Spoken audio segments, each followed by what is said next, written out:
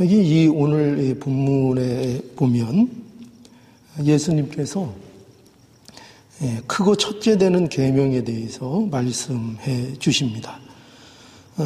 여기 그 내용이 어떤 내용인가 하면 한 율법사가 예수님 앞에 나왔죠. 그러면서 선생님이여, 이 율법 중에 어느 계명이 큽니까? 이렇게 이제 질문을 예수님께 드리고, 그러자 이제 예수님께서 예수님이 마음대로 이렇게 말씀을 하시는 게 아니고, 그 신명기 구약성경의 말씀이죠. 신명기 6장 5절에 말씀을 인용하셔서 37절에 보면 이렇게 말씀해 주십니다. 예수께서 가라사대 내 마음을 다하고 목숨을 다하고 뜻을 다하여 주 너의 하나님을 사랑하라 하셨으니, 또 38절에 이것이 크고 첫째 되는 계명이요, 이렇게 말씀하시고, 또 계속 이어서 그 레위기 19장 18절의 말씀을 또 인용을 하셔서 그 몇 절이죠? 38절이네요. 38절에 보면 이것이 첫째 되는 계명이요, 이렇게 돼 있고, 39절에 둘째는 이와 같으니 내 이웃을 내 몸과 같이 사랑하라 하셨으니 이 두 계명이 온 율법과 선지자의 강령이니라, 이렇게 이제 말씀을 해 주십니다. 여기에 보면은 온 율법과 선지자의 강령이라는 것은 여기 구약 성경의 대표가 되는 줄거리를 말하는 겁니다. 그러니까 우리가 무슨 이렇게 어느 정당 또는 무슨 단체 이런 거 보면은 강령이라는 게 있죠. 그 강령이라는 것은 그 단체가 지향하는 가장 이렇게 으뜸이 되는 무슨 내용, 규정, 이런 거를 이제 우리가 보통 강령이라 이렇게 얘기하지요.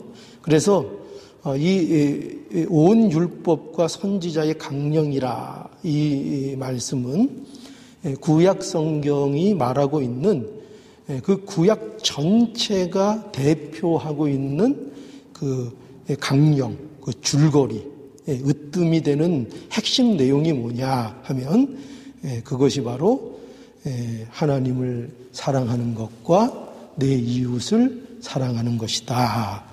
이렇게 이제 예수님께서 말씀하시는 것입니다. 그러니까 여러분 보십시오. 굉장히 놀랍죠. 구약의 모든 계명을 하나님 사랑하는 것과 내 이웃을 사랑하라 하는 이 두 계명이 구약의 모든 내용들을 대표하고 있다는 것입니다. 굉장히 놀라운 말씀이죠.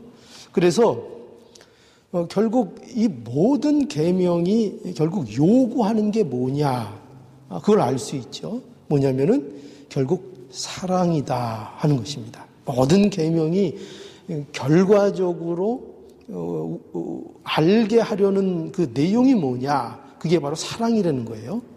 그래서 신명기 또 10장 12절에 보면 또 이렇게 잘 말씀이 나와 있는데, 이스라엘아, 내 하나님 여호와께서 내게 요구하는 것이 무엇이냐. 여기 이제 내게 요구하신 것, 이스라엘아, 내게 요구하는 것, 누가요? 하나님께서 너희들에게 요구하는 것이 무엇이냐, 이렇게 하시면서 곧 내 하나님 여호와를 경외하여 그 모든 도를 행하고 그를 사랑하며 마음을 다하고 성품을 다하여 내 하나님 여호와를 섬기고. 이것이 뭐라고요? 이것이 하나님께서 이스라엘 백성들에게 요구하는 바라, 이겁니다. 그러니까 이게 여러 가지로 말씀하고 있지만 그 중심이 뭐예요? 핵심 줄거리가 뭡니까? 사랑하라는 거죠. 그죠? 누구를요? 하나님을. 하나님을 사랑하라.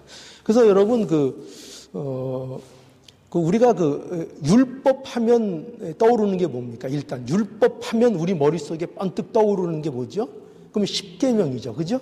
왜냐하면 십계명이 이 성경에 기록하고 있는 모든 율법의 뭐라 그럴까요?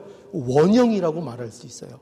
그러니까 모든 율법들이 어디에서 다 이 파생되어서 나와서 이게 여러 가지 많은 내용들이 되는가 하면 결국은 그 모든 내용들이 십계명 안의 내용들을 그렇게 말씀하고 있는 겁니다. 그게 다 율법입니다. 그래서 모든 계명의 원형이라고 할 수 있는 이 십계명에도 그 내용이 뭐로 되어 있는가 하면 하나님 사랑하는 것과 이웃 사랑하는 것이 그 십계명의 중요 내용인 것입니다.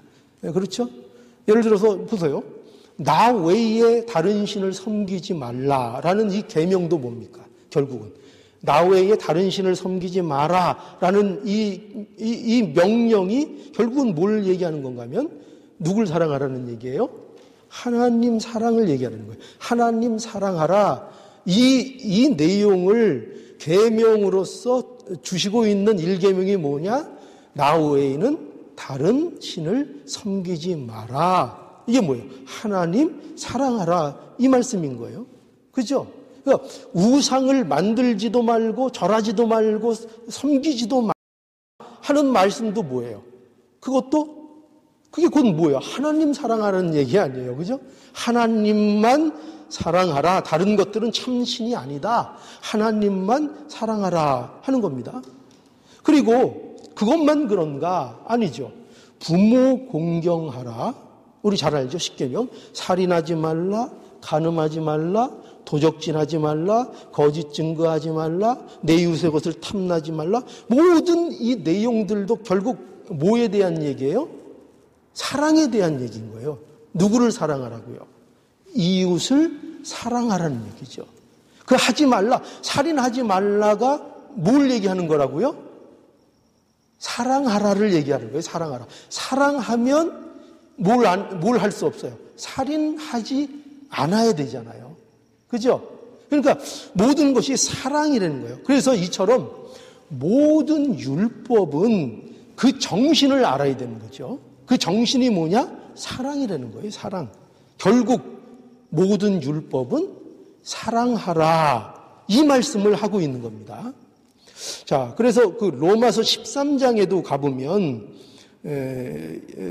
아주 이런 내용에 대해서 직접적으로 아주 잘 말씀하는 게 있습니다. 로마서 13장 이제 8절에서 10절을 보면은요. 한번 보겠습니다. 로마서 13장 8절에서 10절. 빛차 사랑의 빛 외에는 아무에게든지 아무 빛도 지지 말라. 남을 사랑하는 자는 여기 보면 율법을 다 이루었느니라. 누가 율법을 다 이루었다고요? 남을 사랑하는 자는 율법을 다 이루었다는 거예요. 그러면서 계속 보죠. 간음하지 말라, 살인하지 말라, 도적질하지 말라, 탐내지 말라 한 것과 그 외 다른 계명이 있을지라도 내 이웃을 내 자신과 같이 사랑하라 하신 그 말씀 가운데 다 들었느니라. 다 들었느니라. 뭐가 내 사랑하라는 말씀 속에 다 들어있다고요? 간음하지 말라, 살인하지 말라, 도적질하지 말라, 탐내지 말라. 그 외에 모든 계명이 있을지라도 그 계명이 어디 안에 들어있다고요? 내 이웃을 내 자신과 같이 사랑하라 하는 그 계명 안에 이 모든 계명들이 그 안에 다 들어있다고요. 다 들어있다고요.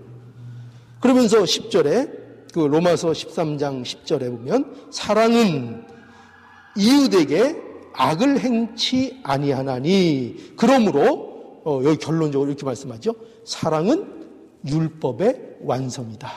사랑은 율법의 완성이다. 이렇게 말씀하죠. 그러니까 여러분 율법을 지키는 일은 우리가 잘 생각해야 돼요. 뭐냐면 율법을 지키는 일은 여기에서 뭐가 빠지면은 이게 헛일인가 하면 사랑이 빠지면 이게 헛일인 거예요.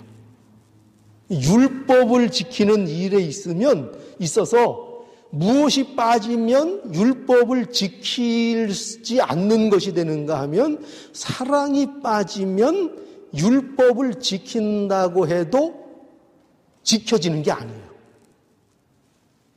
그러니까 율법을 지키는 일에 있어서 사랑이라는 것이 빠지면 그 율법을 지키는 것이 불가능하게 된다 하는 겁니다.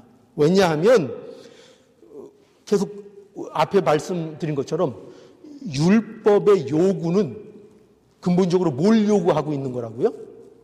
사랑. 율법의 요구는 다른 게 아니고 사랑을 요구하고 있다니까요, 율법이. 그게 살인하지 말라, 간음하지 말라, 이런 어떤 규칙으로 이렇게 그 모양이 우리에게 주어지고 있는데, 그런데 그 모든 율법, 그 규칙, 이 모든 법의 본질이 뭐냐? 그게 뭐라고요? 사랑이라는 거예요, 사랑. 그 말이 다 뭐냐고요? 사랑하라, 이 말씀인 거예요. 그래서 우리가 율법에 대해서 꼭 기억해야 될 거, 뭐냐? 바로 율법의 본질이 뭐라고요? 사랑이라는 겁니다. 사랑해야 한다. 그래서 우리는요, 이 율법을 어떻게 생각하면 안 되는가? 율법을 이렇게 생각하면 안 됩니다. 이렇게 생각하면 안 된다는 거예요. 뭐냐면 율법을 단순한 법이나 규칙으로만 생각하면 안 된다는 거예요. 율법을. 그러니까 여러분, 법이나 규칙으로 생각한다는 건 뭐냐면 그 율법을 그저 문자적으로만 지키면 그만이라고 생각할 수 있다는 거예요. 왜? 그게 단지 규칙이니까. 단지 법이니까. 여러분 그렇잖아요. 세상에 어떤 법률도 어떤 법도 그걸 지키냐 안 지키느냐 문제는 그거는 그저 문자적으로 하지 말라면 안 하면 되고 하라면 하면 되는 문제지 거기에 뭐가 개입될 필요가 없어요. 마음이 개입될 필요가 없잖아요. 우리 마음이 어떠하냐가 개입될 필요 없잖아요. 그냥 지키면 마음이 싫어도 지키면 되잖아요. 그죠? 지키면. 그러면 그거 지킨 거예요? 안 지킨 거예요? 지킨 거잖아요. 예를 들어서 차선이 있는데 신호등이 있는데 그거 지키는 거 내 마음에 안 들어요. 마음으로는 거부해요. 그런데 내가 어쩔 수 없이 안전을 위해서 또 벌금 때문에 그걸 지켜요. 지키면 마음은 내가 싫어도 그거 지키면 지킨 거잖아요. 그죠? 지킨 거잖아요. 그러니까 이게 무슨 말인가? 율법을 이런 식으로 교통법규나 어떤 차선 지키는 것처럼 단순하게 규칙이나 어떤 법 정도로만 생각하면 안 된다는 거예요. 안 된다는 겁니다. 왜냐하면 하나님의 율법은 문자적으로 지킨다고 되는 게 아니기 때문이에요. 하나님의 율법은. 오늘 그것을 말씀하고 있는 겁니다. 그래서 보세요. 여기 37절을 한번 볼까요? 37절. 여기 보면 다시 한번 이 37절 보죠. 예수께서 가라사대 내 마음을 다하고 목숨을 다하고 뜻을 다하여 주 너의 하나님을 사랑하라 하셨으니 이것이 첫째 되는 계명이요 입니다. 그죠? 이게 무슨 말씀인가 하면은 이런 말씀이에요. 율법은 규칙을 지키면 다 되는 것이 아니라 뭘 해야 된다고요? 사랑해야 된다. 이렇게 말씀하고 있는 거예요. 사랑해야 된다. 율법은 규칙을 지키면 다 되는 것이 아니고 사랑을 해야 된다고요. 그래서 여기 어떤 표현들을 강조하고 이 말씀이 중요한 게 뭐냐면 여기에 내 마음을, 하나님을 사랑하는데 여기 사랑이라는 것도 그렇지만 그 사랑이 또 어떻게 사랑하는 거냐?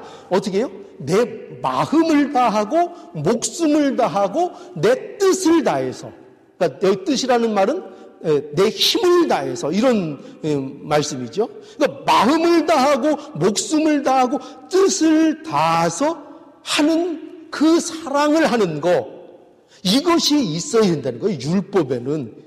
그러니까 율법은 무엇을 요구하는가? 그저 단지 규칙으로 내가 요거 지켰다, 내가 이 문자대로 요거 지켰다, 이렇게 해서 해결될 문제가 아니고, 율법은 어떻게 해야 되는 거라고요? 마음을 다하고 목숨을 다하고 뜻을 다해서 사랑해야 그 율법을 지키는 거라고요.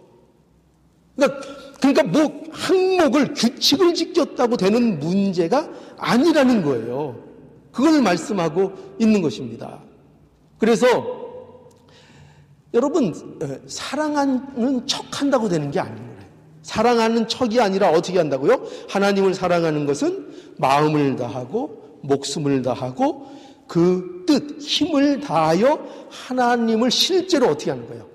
여러분, 사랑은 감정이 아니에요. 여기서 말하는 이 사랑은요, 감정을 얘기하는 게 아니에요. 감정을 얘기하는 것이 아니라 실제로 하나님을 경외하고 그 하나님을 경외함으로 말씀을 순종하는 것을 말하는 거예요. 그거를 뭐라 그러느냐? 하나님 사랑을 얘기하는 거예요. 뭐 감정이 어떠냐, 울먹울먹하고 무슨 눈물을 흘리고 그런 사랑을 얘기하는 게 아니에요. 우리가 얼마나 그것을 사랑으로 착각합니까? 그래서 우리가 기도할 때 그냥 이렇게 뭐 눈물을 이렇게 흘리면 그게 내가 하나님을 사랑하는 것이다, 이렇게, 물론 그런 면이 있을 수 있겠죠. 그러나 성경에서 말하고 있는 하나님을 사랑하라, 그 사랑은 뭐라고요? 실제적으로 행동하는 거예요. 행동. 하나님을 경외하고 그분의 말씀을 순종하는 자리에 나가는 게, 이게 하나님을 사랑하라는 거예요. 이게 하나님 사랑이에요. 그뿐만 아니라 요 39절에도 요 내용이 이제 잘 나타나는데, 39절에도 보면 볼까요? 39절에 둘째는 그와 같으니 내 이웃을 내 몸과 같이 사랑하라 하셨으니 라고 돼 있어요.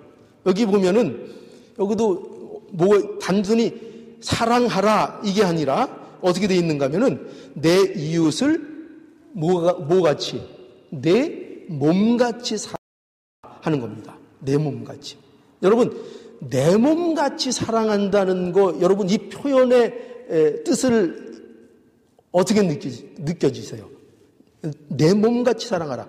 내 몸같이 사랑한다는 거, 이 표현은 얼마나 애정과 마음씀이 담겨져 있는 표현입니까? 그렇죠? 여러분, 우리가 얼마나 애정을 가져요. 그죠? 우리 자신에 대해서 우리가 얼마나 마음을 씁니까?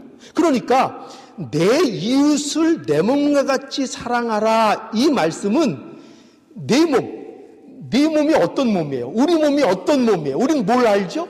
우리가 하나님의 귀한 창조물이라는 걸 여러분들 아시죠?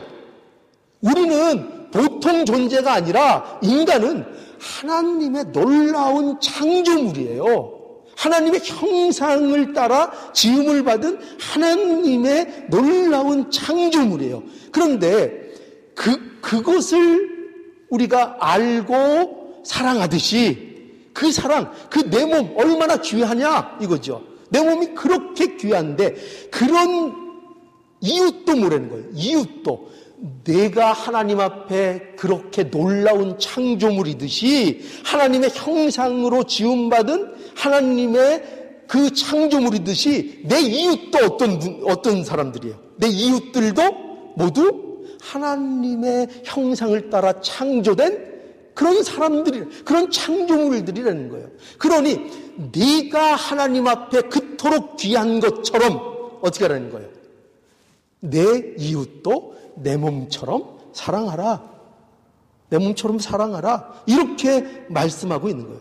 그러니까 이 사랑은 아까 말씀드렸죠? 여기서 말하는 사랑은 감정을 말하는 게 아니에요. 감정을 말하는 게 아니라 내 몸이 하나님의 귀한 창조물인 것 같이 이웃에 대해서도 그 귀하게 여기고 그들을 내 몸처럼, 네가 귀한 것처럼, 네가 너의 필요를 아는 것처럼 내 이웃에 대하여 실질적인 도움을 주는 자가 되어야 한다는 거예요. 실질적인. 그러니까 뭐 안 됐네, 뭐 어쩌쭈 이런 걸 얘기하는 게 아니에요. 감정을 얘기하는 것이 아니라 뭐라고요? 실제적인 도움을 주라는 거예요. 그들의 삶에 실제적인 유익이 되도록 이끌어주는 일을 하라는 거예요. 그게 뭐예요? 내 이웃을 내 몸과 같이 사랑하라는 거예요. 그렇죠? 우리가 우리한테 필요한 거 있으면 예를 들어 배가 고프면 먹지도 않고 나를 위한다고 말할 수 없잖아요. 내가 배고프면은 나를 위해서 뭘 해야 돼요? 먹어야 되잖아요. 그러니까 내 이웃이 배가 고프면 그 배고픈 이웃을 위해서 어떻게 해야 되는 거예요? 실제로 아이고 배고프니 안 됐다 어떻게 이 일을 어떻게 그게 아니고 그런 뭐 감정을 갖는다고 되는 게 아니고 여기서 말하는 사랑은 뭐예요? 그에게 실제적으로 배가 부르도록 그를 도와주라는 거예요. 그 행위를 하라는 거예요.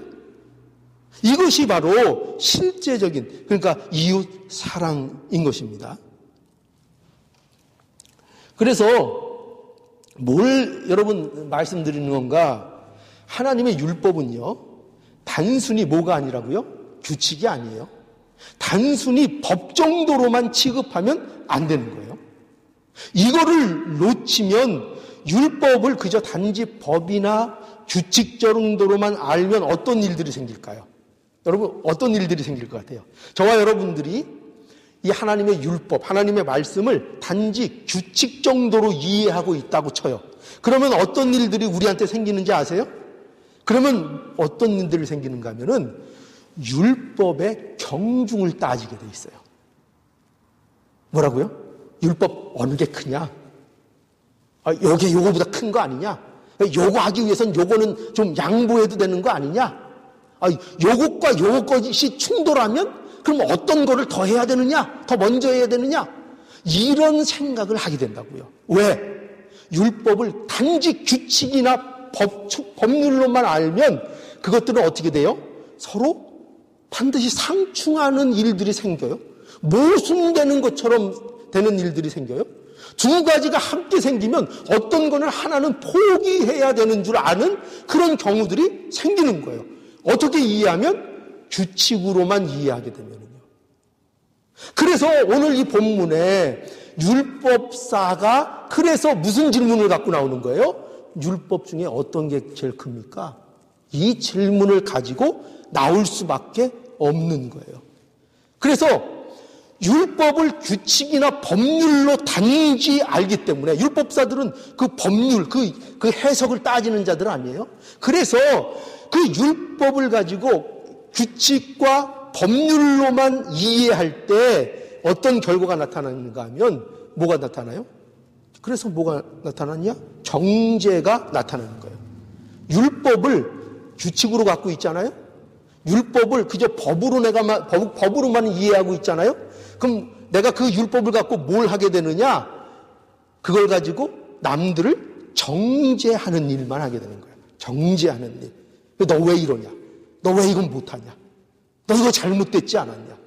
이 일만 하게 되고 정죄의 수단으로만 쓰게 되는 거예요.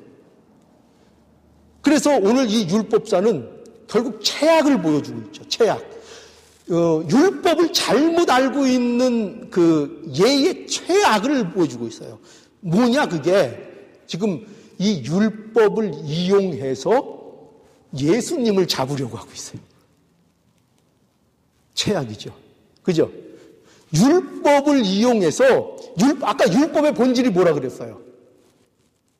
아까 율법의 본질은 사랑이라 그랬잖아요. 기억나세요?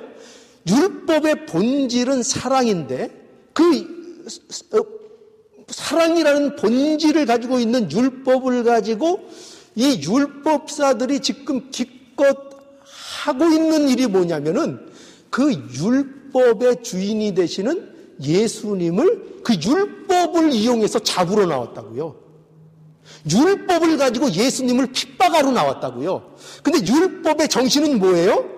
사랑이라고요. 근데 그 사랑이라는 본질을 가진 율법을 가지고 예수 그리스도를, 예수님을 핍박하기 위해서 나왔다는 거예요. 이런 일들이 왜 생긴다고요? 율법을 어떻게 이해하고 있기 때문에.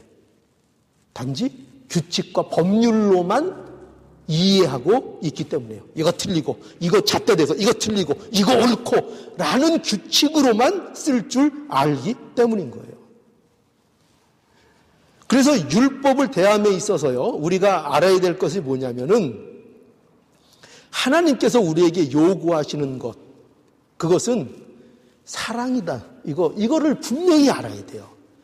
우리가 율법을 대할 때에 그 율법을 우리가 대함으로 인해서 우리가 알아야 되는 거 뭐라고요? 아, 하나님이 사랑하라고 하시는구나.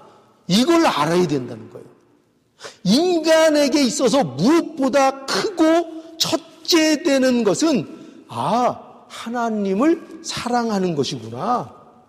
마음을 다하고 목숨을 다하고 뜻을 다해서 하나님을 사랑하는 것이 인간에게, 우리에게 가장 크고 첫째 되는 일이구나. 이거를 뭐를 보면서 알아야 된다고요? 율법을 대할 때에 이거를 알아야 된다는 거예요. 이거를. 또 인간의 고귀함이 내 이웃을 내 몸과 같이 사랑하라 하시는 거구나. 인간이 어쩔 때 가장 고귀한 존재가 되느냐?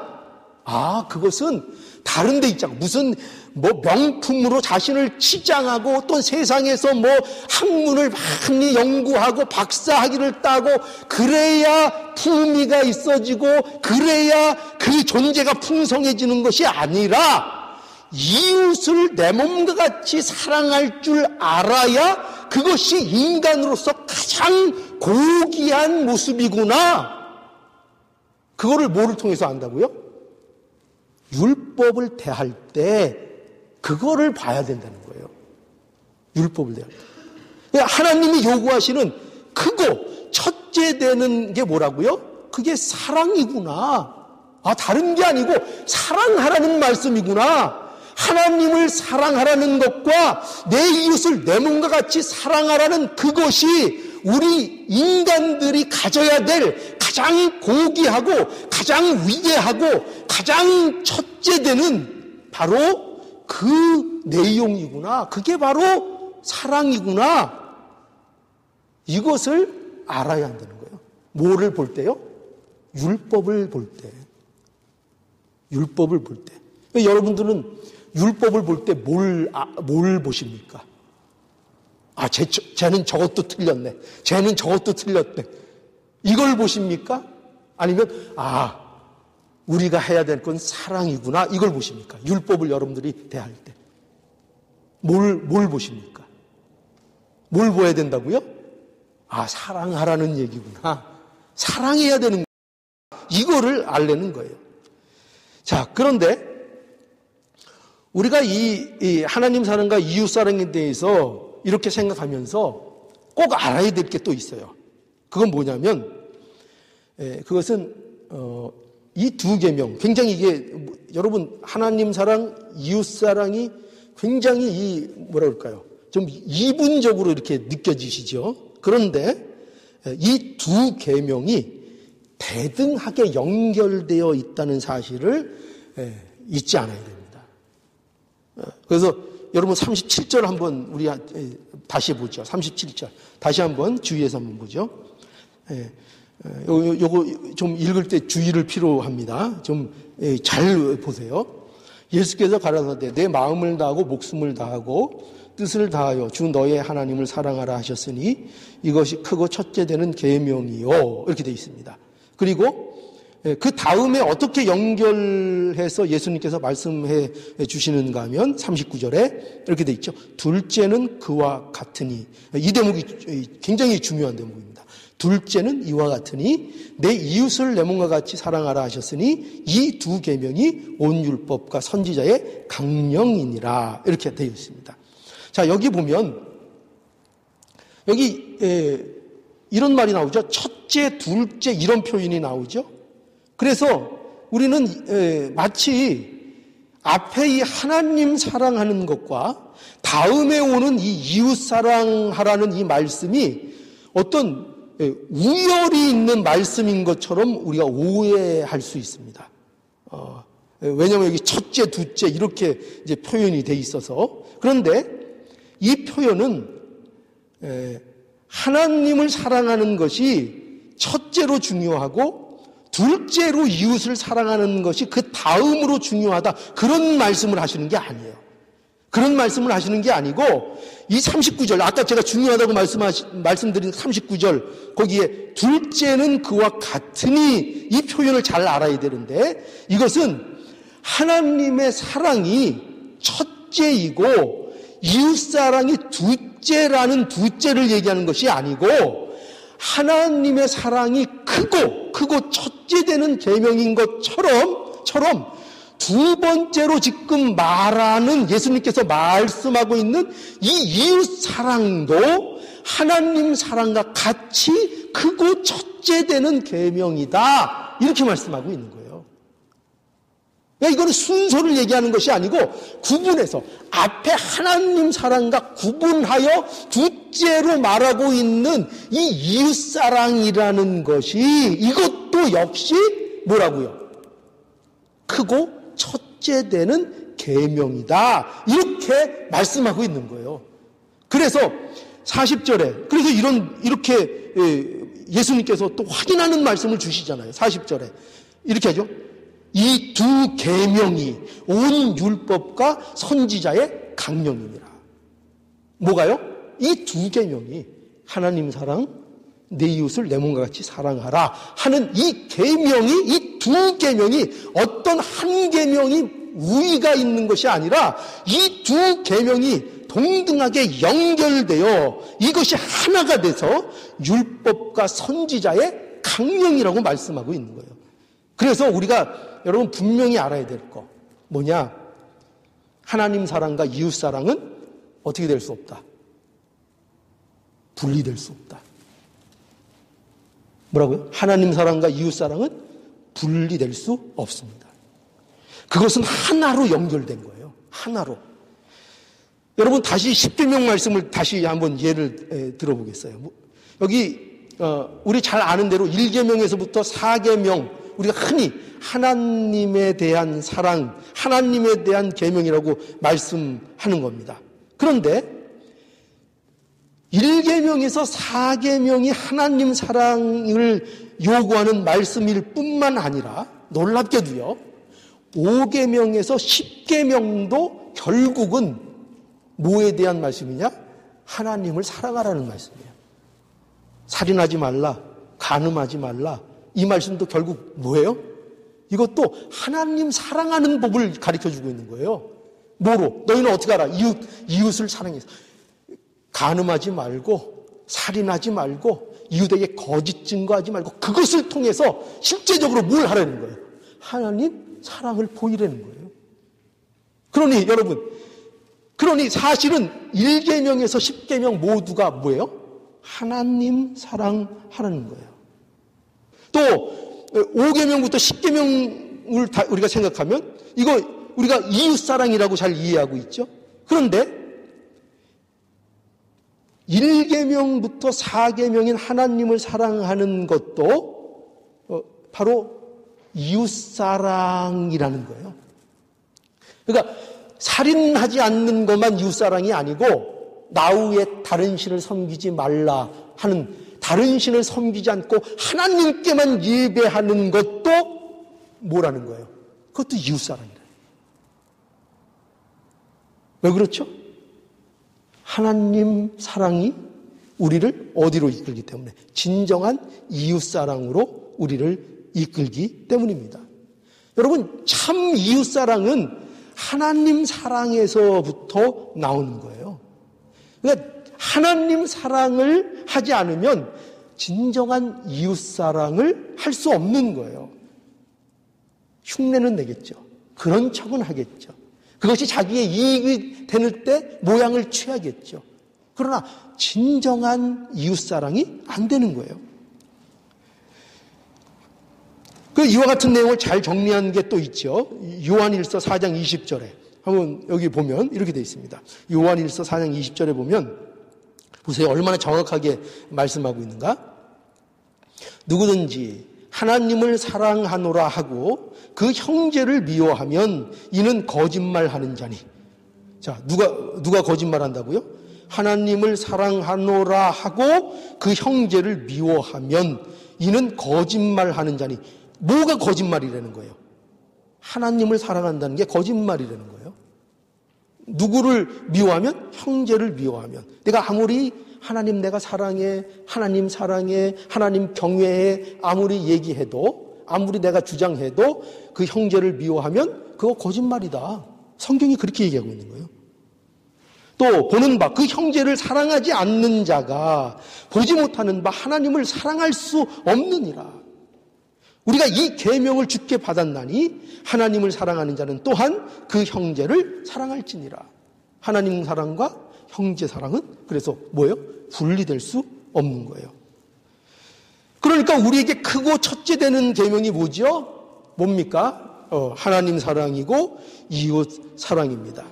그래서 이렇게 우리가 고집을 부리면 안 됩니다. 뭐냐면 나는 하나님 사랑만 크고 첫째라고 생각하면 안 됩니다. 나는 하나님만 사랑하는 거, 나는 그게 첫째야. 나는 그것만 커. 이렇게 고집을 부리면 안 됩니다. 이웃 사랑도 크고 첫째인 계명인 것을 알아야 합니다. 하나님이 우리에게 요구하시는 것은 하나님을 사랑하는 것이고 그 하나님 사랑이 이웃에 대한 사랑의 열매로 나타나는 것입니다. 하나님을 사랑한다는 이유로 결코 우리는 이웃을 버려서는 안 됩니다. 그런 일들이 일어나지요. 또 유대인들도 그런 일들을 실제로 행했습니다. 그래서 어떤 그 유명한 사상이 있잖아요. 고르반. 그죠? 고르반. 부모님께 드려야 될 걸 누구한테 드렸다 그러면 끝나는 거였어요? 그거 하나님께 드렸다. 그러면서 부모님께 드릴 거 안 드리고 띄워먹는 거예요. 왜? 하나님 사랑하는 게 더 중요하다고 생각하니까.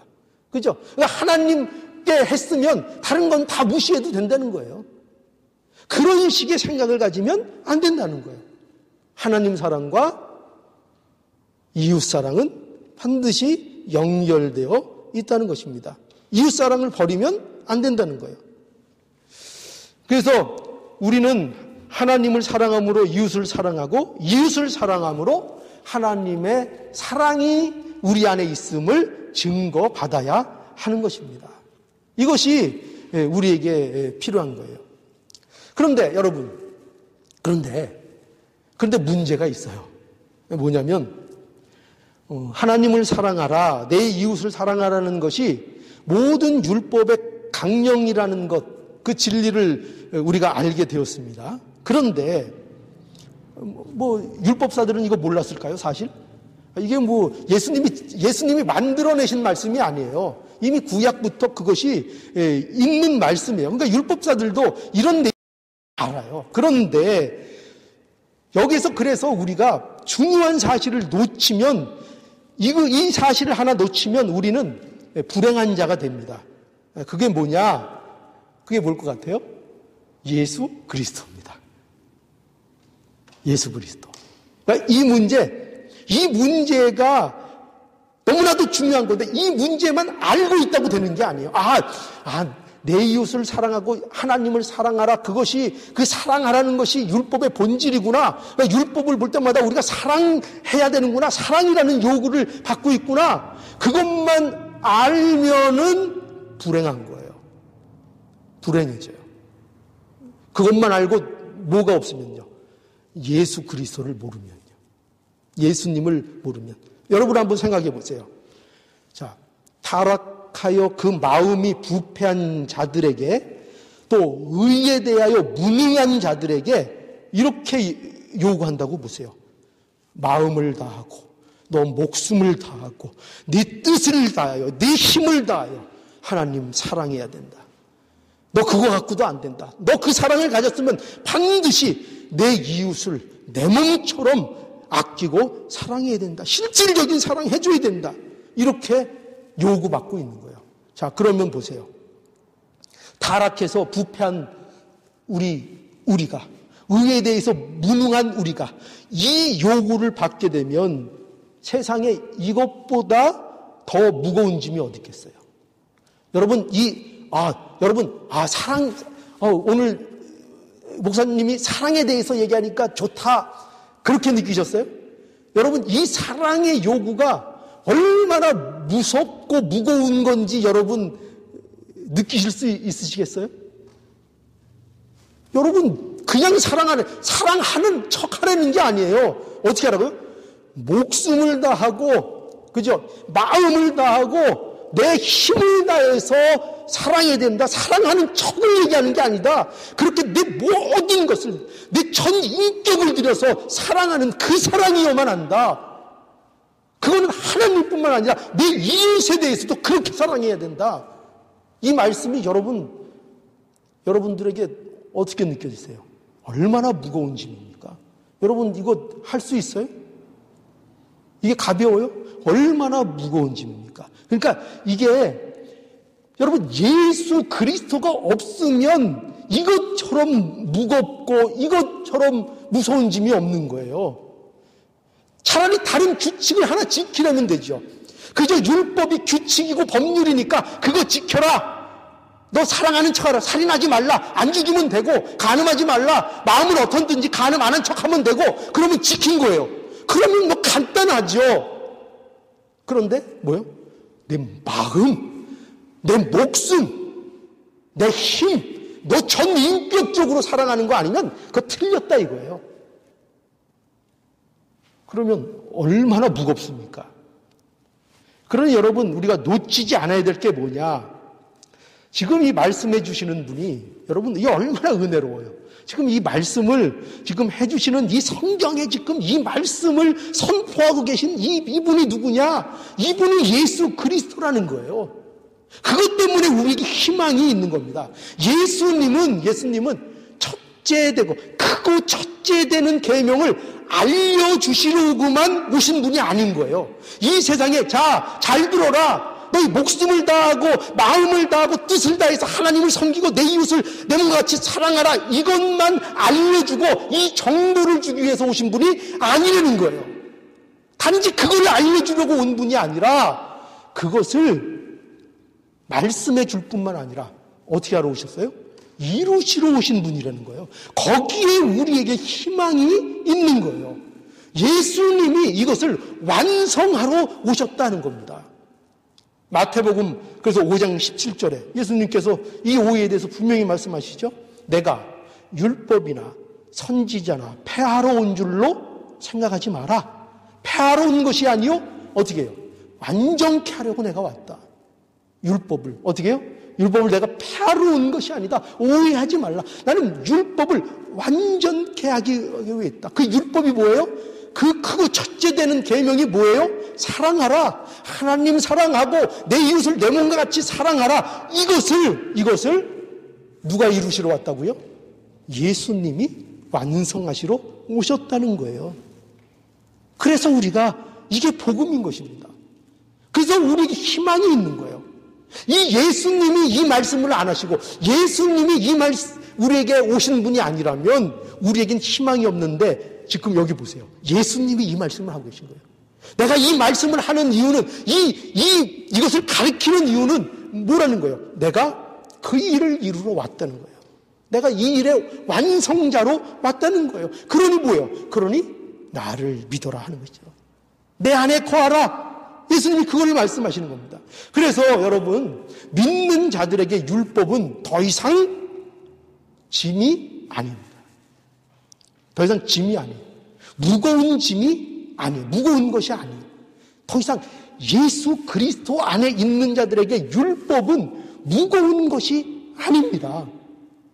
우리 마태복음 11장 28절 수고하고 무거운 짐진 자들아 다 내게로 오라.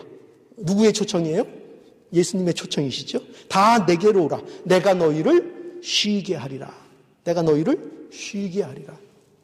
그 무거운 짐으로부터 내가 너희를 쉬게 하리라. 그러니까 예수 그리스도 안에 있는 자는 율법으로 인하여 뭐라 그럴까요? 눌리지 않아요. 그거에 대해서 그걸 무겁지 않아요. 그것이 가볍습니다. 그래서 예수 안에 있는 자들은 율법이 어떤 것이 돼요. 그래서 우리 시편에도 보면은 그 시편 기자가 늘 고백하는 거 있죠. 말씀이 있으면 우리는 그러죠. 말씀, 지겹고, 어렵고, 힘들고 이러지만 그 시편의 그 기자는 어떻게 해요? 율법에 대해서 어떻게 꿀송이처럼 달다. 율법이 즐겁다. 이렇게 고백하고 있는 것을 우리가 숱하게 보고 있지 않습니까? 맞습니다. 예수 그리스도 안에 있는 자들에게 있어서 율법은 무거운 것이 아니고 즐거운 것이 되는 거예요. 즐거운 것. 우리가 율법을 대할 때마다 그 율법 때문에 정죄받는 것이 아니라 이걸 아는 거예요. 정죄. 그 율법 통해서 내가 단순히 정죄받는 것으로 끝나는 것이 아니라 예수님이 날 위해 하나님을 사랑하시고 예수님이 이웃사랑을 하셔서 그 모든 것을 나를 위해 이루셨다는 사실을 확인하게 되는 거예요. 율법을 대할 때마다. 율법을 대할 때 이거를 확인하니까 기뻐요, 안 기뻐요? 율법을 볼 때마다, 말씀을 묵상할 때마다, 십계명도 볼 때마다 살인하지 말라. 살인하지 말라. 나는 내 마음에 미움이 가득 차고 내가 이거 어떻게 할 수 없는 존재인데 하나님께서 이웃사랑을 나를 대신하여 이루어 주셨구나. 이 율법을 완성해 주셨구나. 이 살인하지 말라는 이 율법을 우리 예수님께서 나를 위해서 완성해 주셨구나.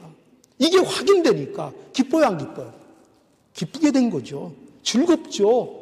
우리가 비록 현실에서 남을 위하는 마음이 생기고 그런 것들이 우리에게 시험거리가 되고 있는 현실을 갖고 있지만 그 속에서 다시 우리가 뭘 붙들어요? 말씀을 붙들 때 하나님께서 우리에게 살인하지 말라고 하셨지, 우리가 미워하는 것도 살인이라고 하셨지, 그런데 이거 내가 지금 현실에서 이렇게 못 지키고 아직도 누구를 미워하고 있는데, 그런데 하나님께서 나를 위해서 이 율법을 다 이루셨다고 했지, 그러니 포기하지 말자. 포기하지 말자. 이웃 사랑하는 거 포기하지 말자. 사랑할 수 있다고 생각하는 거 포기하지 말자. 예수님의 일을 이루셨으니 포기하지 말자. 이 마음을 우리에게 주시는 거예요. 말씀을 볼 때마다. 말씀을 볼 때마다 이것을 보라고 하시는 겁니다. 그러니 즐겁죠. 우리가 할 수 없는데 하나님이 하신 일들을 그 말씀 속에서 확인하게 되니 말씀이 어찌 즐겁지 않겠습니까? 말씀이 어찌 기쁨이 되지 않겠습니까? 말씀이 어찌 꿀송이와 같이 단 것이 되지 않겠습니까? 어찌 말씀이 우리에게 활력이 되지 않겠습니까? 우리가 꿀을 먹으면 활력을 찾잖아요. 그죠? 오늘날은 뭐 다른 거 많지만 그 옛날 고대 시대는 꿀이 활력을 찾는 음식 아니었어요. 말씀이 꿀이라고요, 꿀. 그 말씀을 대하면 우리가 활력을 찾는다고요. 왜? 거기서 예수 그리스도께서 하신 일을 보게 되니까요. 우리가 할 수 없었던 일을 예수 그리스도가 한 그 사실을 그 말씀 속에서, 어떤 말씀 속에서도 우리는 확인할 수 있게 되니까요. 활기를 갖게 되는 거예요. 결코 말씀은 우리를 찌들어지게 하지 않습니다. 말씀은 우리를 기쁘게, 우리를 즐겁게 만들어 주는 겁니다. 우리가 사는 날 동안에 여러분, 그래서 우리 현실을 돌아보시면 현실이 참 답답하죠. 얼마나 고난이 많습니까? 얼마나 짜증나는 일이 얼마나 많습니까? 그렇죠? 짜증나는 일도 많고 화나는 일도 많고 주위에 나를 실망시키는 일들도 많고, 그저 그래서 미칠 것 같은 일들도 얼마나 많은지 모르겠어요. 예수 믿으면 이런 거 하나도 없을 것 같았는데, 근데 예수 믿어도 여전히 답답하고 화가 나고 짜증이 나는 일들이 우리 가운데 있다는 겁니다. 근데 중요한 건 뭐냐? 그럴 때마다 여러분, 우리가 뭐 하십니까? 우리가 뭐 하죠? 그저 짜증나니까 짜증내고 답답하니까 답답해하고 실망되니까 실망하고 그러고 계십니까? 아니면 뭔가를 하고 계십니까? 뭘 해야 되죠? 우리는 뭘 해야 되죠? 하나님 말씀을 보면 됩니다. 너무나도 명확한 답을 우리에게 주셨어요. 하나님의 말씀을 보면 됩니다. 하나님 말씀에는 가장 위대하고 첫째 되는 그것, 하나님 사랑과 이웃 사랑을 할 수 없는 우리를 위해서 예수 그리스도께서 이 모든 일들을 내 대신 이루셨다는 그야말로 가장 아름답고 가장 속 시원한 이 일을 성경이 기록하고 있기 때문입니다. 그러니 그걸 보면 됩니다. 그러니 예수께서 이루신 일을 믿고 하나님 사랑, 이웃 사랑의 이 크고 첫째 되는 계명을 따라 우리 뭐 하면 돼요? 하나님을 마음을 다하고 목숨을 다하고 힘을 다해서 하나님을 사랑하면 되고, 내 이웃을 내 몸과 같이 사랑하라는 이 말씀을 따라 그 말씀을 포기하지 않고 그 말씀을 꼭 붙들고 넘어지면 또 일어나고 넘어지면 또 일어나고 100번 넘어지면 101번 일어나고 10,000번 넘어지면 1001번 일어나는 그 삶을 살면 되는 거예요. 그러면 되는 거예요. 하나님이 그것을 기뻐하시는 거예요. 몇 번 넘어졌는가는 중요하지 않아요. 우리는 포기되지 않는 그런 희망과 소망이 우리에게 있는 것입니다. 우리 삶의 즐거움, 우리 삶의 기쁨, 그것이 하나님의 말씀을 대할 때마다 우리에게 허락됩니다. 말씀을 대할 때마다. 거기에서 누굴 봐요? 하나님이 우리를 위해서 예수 그리스도를 통해서 우리에게 하신 그 사랑의 역사들을 보게 됩니다. 그러므로 우리 삶의 즐거움, 기쁨, 이것을 우리가 힘을 다하여 하나님 사랑함으로, 내 이웃을 내 몸과 같이 사랑하는 일에 포기하지 않으므로 우리 삶의 즐거움과 기쁨을 우리 삶에서 마음껏 누릴 수 있는 이런 복됨이 우리 안에 있기를 오늘 이 말씀을 통해서 간절히 바랍니다. 기도하시겠습니다. 잠시 묵상 기도하시겠습니다. 369장입니다. 내 마음과 정성을 다하여서. 내 마음과 정성을 다하여서 주 너의 하나님을 사랑하라. 내 몸을 아끼고 사랑하듯 형제와 이웃을 사랑하라. 주께서 우리에게 명하시니 그 명령 따라서 살아가리. 널 미워 해치는 원수라도 언제나 너그럽게 사랑하라. 널 핍박하는 자 위에서도 신실한 마음으로 복을 빌라. 주께서 우리에게 명하시니 그 명령 따라서 살아가리.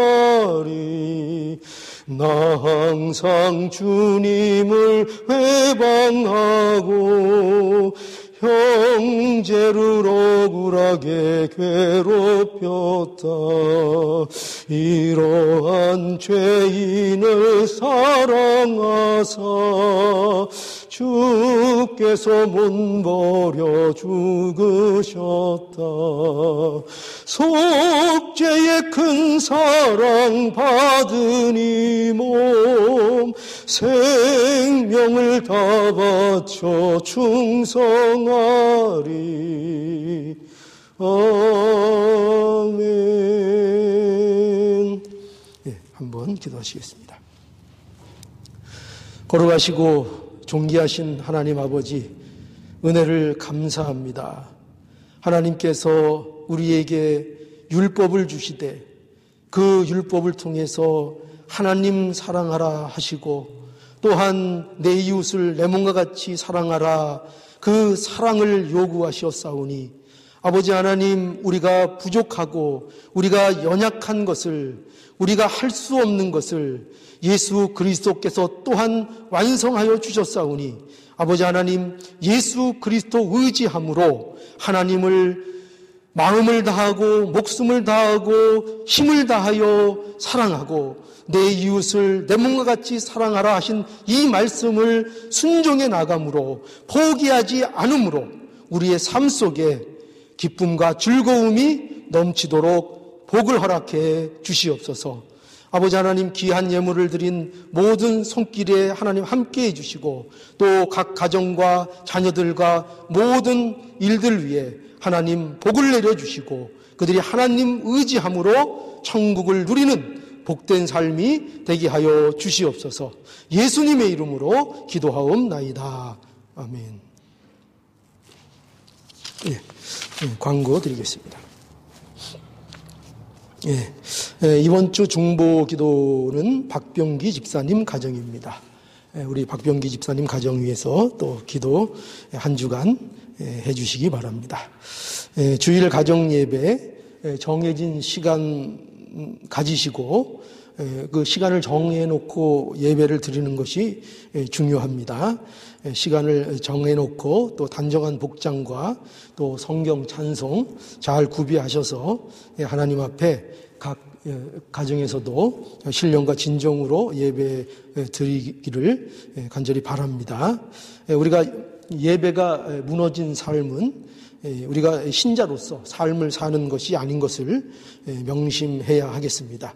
그래서 비록 우리가 이렇게 어려운 상황 속에 있더라도 어디에서든지 하나님 예배하는 것을 포기하지 않고 귀하게 여기는 우리 미주서부교회 성도들이 모두 되셔야 하겠습니다. 가정 수요 기도에 또 수요일 저녁 8시에 우리가 한 마음으로 30분가량 함께 기도하고 있는데요. 7시 30분에 설교 그 강해 수요 강해 있는 거 청취하시고 그리고 또 함께 기도하는 시간 갖기를 원합니다. 또 학생부 청년부 주일 오후에 온라인으로 성경 공부하고 있습니다. 성도의 교제 모임 월요일 8시에 온라인으로 진행하고 있습니다. 신경 써주시고 우리가 시간 나실 때 모두 참여해 주실 수 있기를 바랍니다.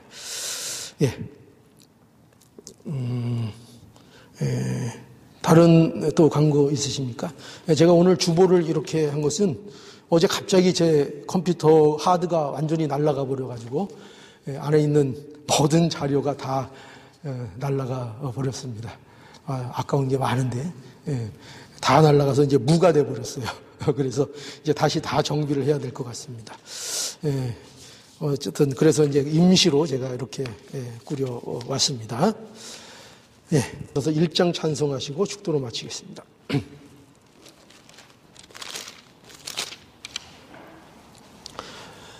만복의 근원 하나님 온 백성 찬송 드리고 저 천사여 찬송하세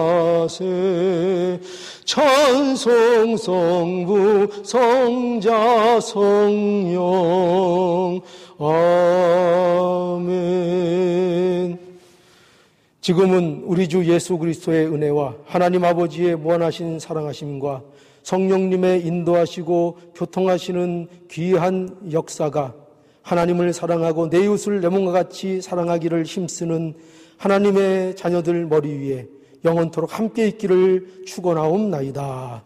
아멘.